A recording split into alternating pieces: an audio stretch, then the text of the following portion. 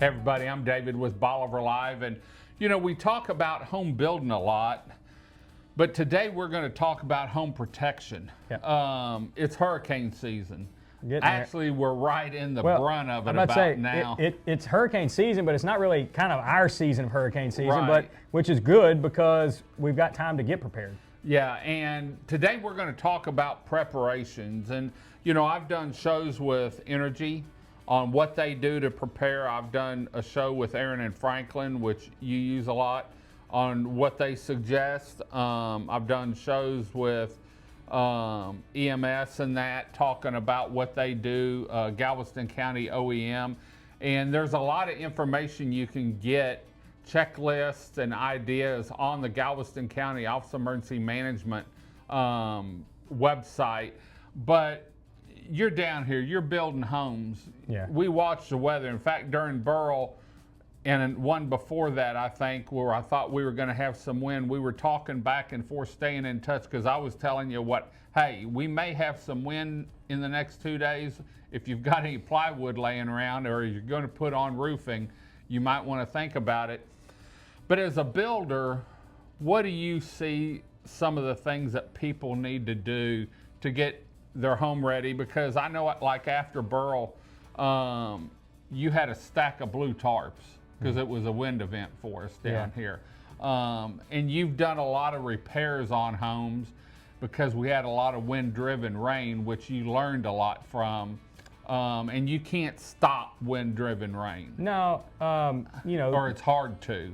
It's about being prepared, though. I mean, really and truly, you know, we've worked Harvey, Imelda, Burl, to just name the last ones that have really affected our area, you know, substantially. And a lot of people will say that Burl didn't affect us substantially. There's a lot of people that didn't realize what it actually did, and they're not going to realize it for a couple of years to come. Right. Because there was a lot of wind-driven rain in Burl that a lot of people just kind of, by the time they got down, it was or whatever.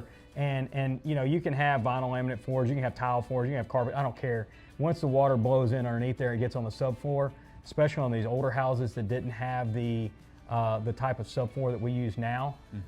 It's going to just sit there and rot out those houses. We probably did 10 jobs after Burl of subfloors and wind-driven rain underneath doors and different things like that. And you know, the easiest way to combat that is plywood over the door. I've been in the door molding business for 9 years with a company out of Mid-County, and you know, one of the things I would always tell people is like, these things are not submarines. They're not waterproof.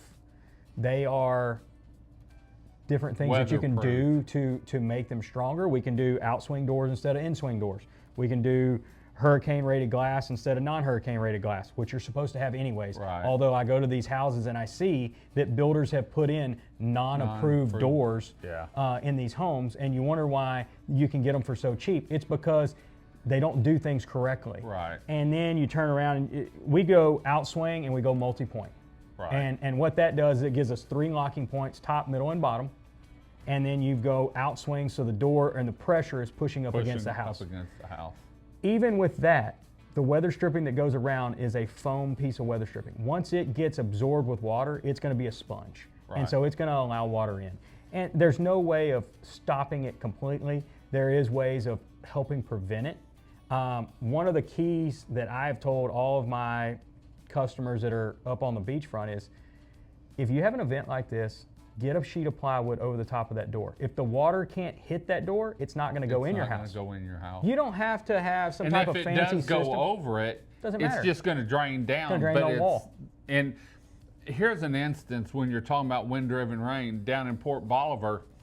My wife calls me at the peak of it and says, David, we're almost out of towels because we had a door that was facing the south. The wind was coming in, hitting directly, and we had an overhang. A good patio, but it was, when you get 70, 80, 90 mile an hour winds, you can't it's sideways. It's not going down, and she sopped up and had towels there and sopped up and got blankets and stuff. I tell people all the time, it's equivalent of turning on a pressure washer and shooting it on the face of your house for 10 to 12 hours. Yeah. That's what we got.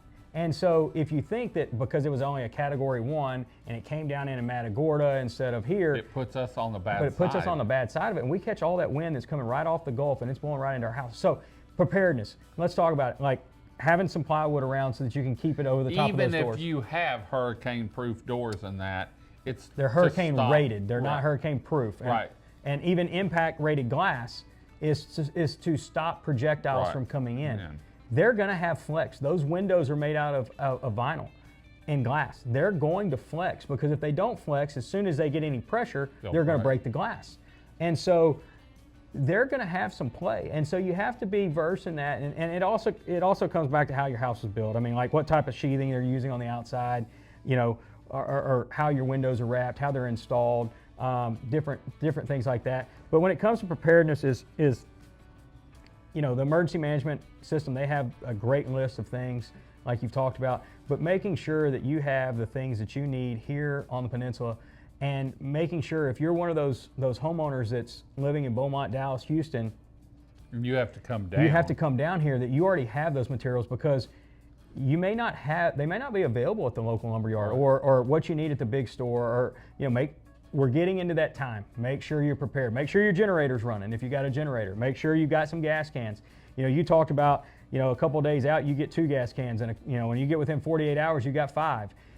Making sure, because you don't know, because Burl wasn't that bad, but we were out of power for a long time, and Keith was trying to figure out how to get gas down here. We had to get power lines moved to be able to get gas. He did run out of gas. And you know, I always tell people, you can count on, if something like Burl comes in or closer, we're not going to be able to get on or off this peninsula for a minimum at least 24 hours. Now it hit at 6 a.m.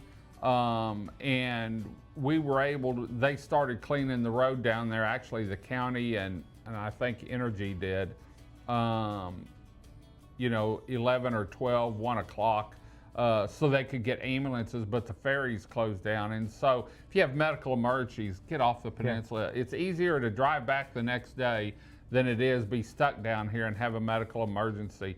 A lot of people pre-cut plywood and they label it for the door or the front window and that. And you know what, like most of these homes have a 9-foot plate and a sheet of plywood comes at 8 foot tall, okay? Your door is gonna be 6'8" tall, so let's just call it 7 foot for reference.